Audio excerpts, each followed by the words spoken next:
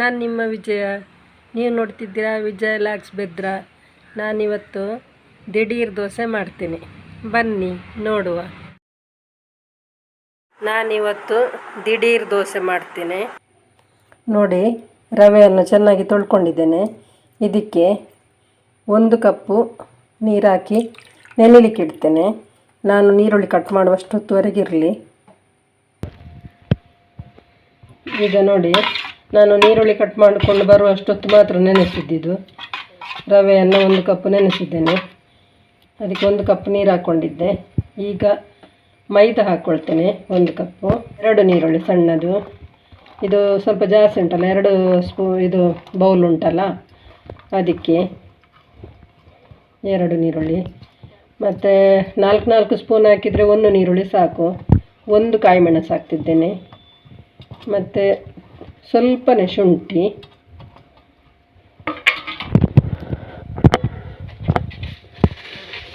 ಇನ್ನೊಂಚೂರು 1/4 tea ಸ್ಪೂನಷ್ಟು ಜೀರಿಗೆ. ಇದೊಂದು ಫ್ಲೇವರಿಗೆ ಒಳ್ಳೆಯದಾಗ್ತದೆ ಅಂತ. ಈಗ ರುಚಿಗೆ ತಕ್ಕಷ್ಟು ಉಪ್ಪು ಹಾಕ್ಕೊಳ್ಳುವ. ನೋಡ್ಕೊಂಡು ಮತ್ತೆ ಹಾಕ್ಕೊಂಡು.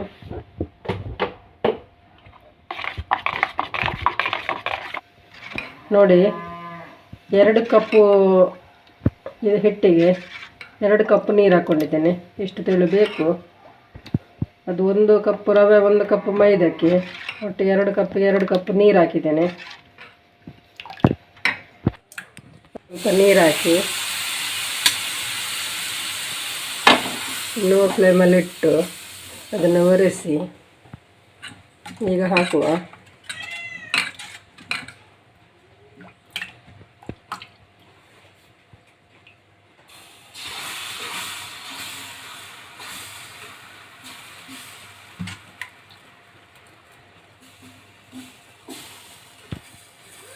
ನೀರು ದೋಸೆ ಹಾಕ್ಕೊಂಡಾಗೆ ಹಾಕ್ಕೊಳ್ಳುವ. ಹಾಗೆ ಹಾಕ್ಕೊಳ್ತೀನಿ.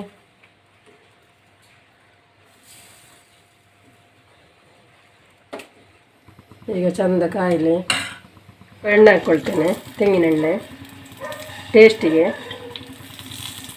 ನೋಡಿ, ಈಗ ಆಗಿದೆ ಇದು.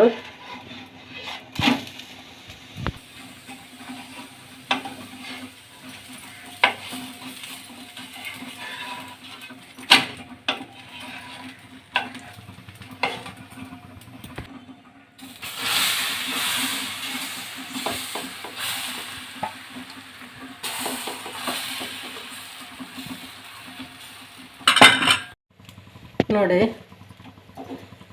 ಕಾದಿದೆ ಇದು.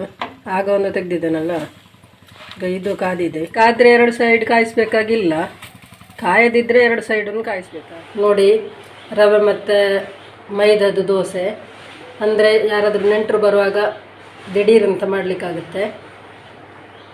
ಹಾಗೆ ಇದು ಚಟ್ನಿ, ಅದರೊಟ್ಟಿಗೆ ಚೆನ್ನಾಗಿರುತ್ತೆ, ಬೇಗ ಆಗ್ತದೆ.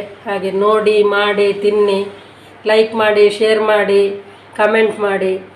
ಹಾಗೆ ಯಾರು ಸಬ್ಸ್ಕ್ರೈಬ್ ಮಾಡಲಿಲ್ವೋ ಅವರು ಸಬ್ಸ್ಕ್ರೈಬ್ ಮಾಡಿ. ವಿಜಯ ಲಾಕ್ಸ್ ಬೆದ್ರಗೆ ಲೈಕ್ ಮಾಡಿ. ಇನ್ನೊಂದು ವಿಡಿಯೋದಲ್ಲಿ ಸಿಗ್ತೇನೆ. ಬಾಯ್.